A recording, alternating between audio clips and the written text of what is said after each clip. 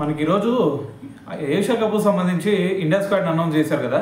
మరి ఈ ఇండియా స్క్వాడ్లో చూసుకుంటే శుభ్మన్ గిల్ మళ్ళీ టీ20లోకి ఎంట్రీ అవ్వడం జరిగింది.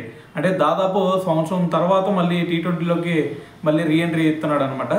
అయితే దీని గురించే మనకి ఇటువైపు సూర్యకుమార్ యాదవ్ అదేవిధంగా అజిత్ అగర్కర్ సో వీళ్ళిద్దరు కూడా మాట్లాడారనమాట.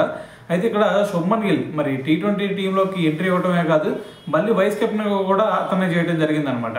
అయితే దీని గురించి సూర్యకుమార్ యాదవ్ చెప్తున్నాడు. సో ఇప్పుడు శుభ్మన్ గిల్ పరిస్థితి చూస్తే మేమిద్దరం కూడా అంతకుముందు శ్రీలంక సిరీస్లో నేను కెప్టెన్గా చేశాను, దాని తర్వాత వైస్ కెప్టెన్ వచ్చేసరికి శుభ్మన్ గిల్ చేశాడు. అయితే మా ట్రావెలింగ్ అప్పటి నుంచే స్టార్ట్ అయింది. మాకు నెక్స్ట్ టార్గెట్ ఏదైనా ఉందా అంటే నెక్స్ట్ టీ20 వరల్డ్ కప్ కొడతామే. సో మరి అప్పటి నుంచే మా ట్రావెలింగ్ అనేది స్టార్ట్ అయింది.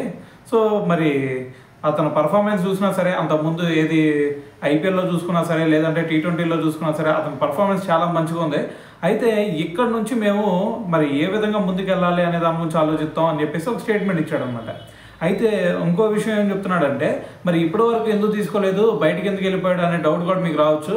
సో దానికి రీజన్ ఏంటంటే ఒక పక్కన టెస్ట్ ఫార్మాట్లో అతను బిజీగా ఉన్నాడు, ఇంకోటి చూస్తేనేమో ఛాంపియన్స్ ట్రోఫీలో బిజీగా ఉన్నాడు.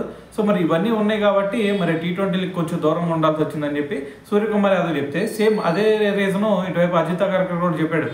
అజిత్ అగర్కర్ ఏమంటున్నాడు అంటే మరి షెడ్యూలింగ్ వల్ల కొంచెం షెడ్యూలింగ్లో డిఫరెన్స్లు రావడం వల్ల శుభ్మన్ గిల్ టీ20 క్రికెట్కి దూరం అయ్యాడు, కానీ సో దీని తర్వాత దీనికంటే మించిన వేరే రీజన్ ఏం లేదు అని చెప్పి ఒక స్టేట్మెంట్ ఇచ్చి దాంతోపాటు ఇక్కడ ఇంకో విషయం చెప్తున్నాడు అంటే మరి ఒక రిపోర్టర్ అడిగాడు అనమాట, మరి శుభ్మన్ గిల్ని ప్లేయింగ్ లెవెన్లో స్క్వాడ్లో ఉంచుతారా అంటే మరి అతను వైస్ కెప్టెన్ ఖచ్చితంగా ఉంటాడు కదా. అయితే ఇక్కడ అజిత్ అగర్కర్ ఏం చెప్పాడంటే డైరెక్ట్ ఆన్సర్ చెప్పలేదు.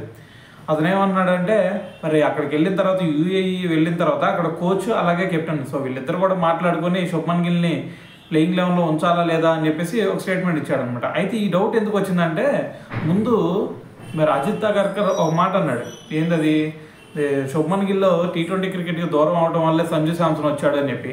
అంటే ఇప్పుడు సంజు శాంసన్ మరి ఇప్పుడు శుభ్మన్ గిల్ లోపలికి వచ్చాడు కదా, మరి సంజు శాంసన్ బయటికి వెళ్ళిపోతాడా? మరి సంజు శాంసన్ బయటికి వెళ్ళిపోతే మరి వికెట్ కీపర్ ఎవరు చేస్తారు, జితేష్ శర్మ చేస్తాడా? సో కాబట్టి మరి దీన్ని బట్టి నాకు అర్థమవుతుంది ఏంటంటే ఇక్కడ శుభ్మన్ గిల్ నెంబర్ 3 పొజిషన్లో ఆడతాడేమో అనిపిస్తోంది. సో ఎట్టి పరిస్థితుల్లో అతనికి వైస్ కెప్టెన్సీ ఇచ్చారు కాబట్టి సో ఖచ్చితంగా అతను ఆడాల్సిందే. మరి సంజు శాంసన్ తీసేస్తారా అంటే మరి వికెట్ కీపర్ ఎవరు చేస్తారు? సో కాబట్టి మరి ఇక్కడ ఇద్దరు కూడా ఉండే ఛాన్సే ఎక్కువగా కనిపిస్తుందని చెప్పాలి.